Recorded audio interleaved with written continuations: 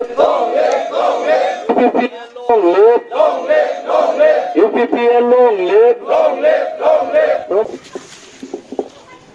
UPPL हानजानि साफ्रोमबो दैदेनगिरि आरो जोंनि मावथि नोंथांमोननिसिम आंनि गोरबोनि हामलायनायखौ बावहरबाय।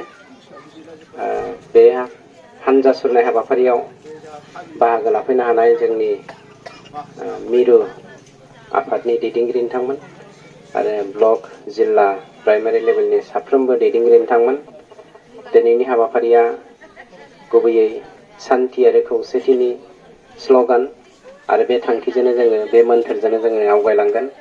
मानोना थांनाय 17 बोसोर जोङो जोंनि मोन्थाय जोंनि जौगाथाय बेफोर गासैनिफ्रायबो जोङो बन्सित जानानै फैदोंमोन आरो बेखौ जोङो आबुं खालामनायनि थांखिजों UPPL हानजाया जोंनि समाजाव गासैबो जाति जनगोष्ठीनि गेजेराव माहारि दाखांनायनि थांखियाव जोंनि थामोनथानि बाथ्रा लानानै जोङो जा मिजिंजों दिनै हानजा सुरगोन बे हानजा सुरनायखौ इसोरा जोंखौ आशीर्बाद होथों, गाहाम देहा होथों बेफोरबायदि मिजिं थिनानै साफ्रोमखौबो आं UPPL हानजानि सासे सोद्रोमा जानानै बरायनानै आंनि सुंद' बिबुंथिखौ बेखिनियाव फोजोबबाय। गोजोन्थों।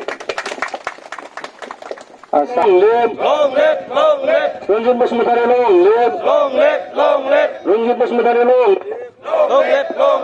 जोंनो नांगौ सोलायनाय जोंनो नांगौ सोलायनाय गोग्गो सरकार दानायाव बयबो बाहागो ला गोग्गो सरकार दानायाव बयबो बाहागो ला ट्रेक्टरनि सावगारियाव भट हो ट्रेक्टरनि सावगारियाव भट हो ट्रेक्टरनि सावगारियाव भट हो थगायनाय आरो जाख्ल'नायनिफ्राय उदां जानो थाखाय UPPL आव भट हो UPPL आव भट हो बेनिखायनो खुंग्रिं प्राइमारिना जाहाथे सारनि उनाव सानैसोबाबो थाफैगोरो।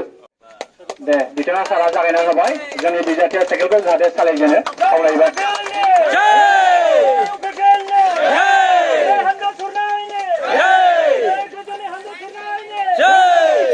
आरो जोंनि बे 12 नं चिरां दुवार ब्लक UPPL नि बे साइकेल हानजा सुरनाय बेखौ जों लिड खालामगोन जोंनिनो इयुथनि आफादगिरि जाफुनाय बसुमतारी बिथाङा मोनफ्रोमबो माखासे मिटिंजों सोमोन्दो लाखिलांनानै बे हाबाफारिखौ जाहाथे बिथांनि जाहाथे जों हाबाफारिखौ मावफुंनो हायो बेखिनिखौ आङो खावलायबाय।